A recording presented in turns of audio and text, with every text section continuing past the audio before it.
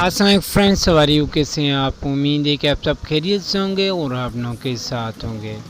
तो फ्रेंड्स, आज हम आपको बताएंगे कि सिंधी छोला चना जिसकी इस वक्त रिटेल प्राइस है 1 kg 320 रुपीज़ से लेकर 310 रुपीज़ है। आपको होलसेल प्राइस आप जब 50 या 100 kg आप लेंगे तो आपको ये 300 से भी कम प्राइस में मिल सकता है। इसके बाद हमारे पास है फुल साइज 14 mm चना।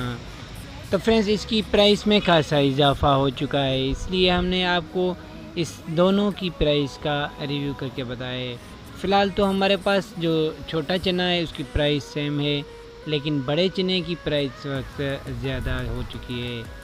560 रुपीज़ में चलता है, 560 रुपये में फ़ाइनल है। 540 रुपीज़ में भी 5 और 10 kg में हम फ़रोख्त करते हैं। मज़ीद वीडियो देखने के लिए हमारे चैनल का विज़िट कीजिए और डेली प्राइस के अपडेट के लिए लाइक और सब्सक्राइब करें। आपको पता है कि मेरा चैनल एक इन्फॉर्मेशन चैनल है, ऑनलाइन बिजनेस नहीं है, सिर्फ आपको प्राइस की इन्फॉर्मेशन देनी है।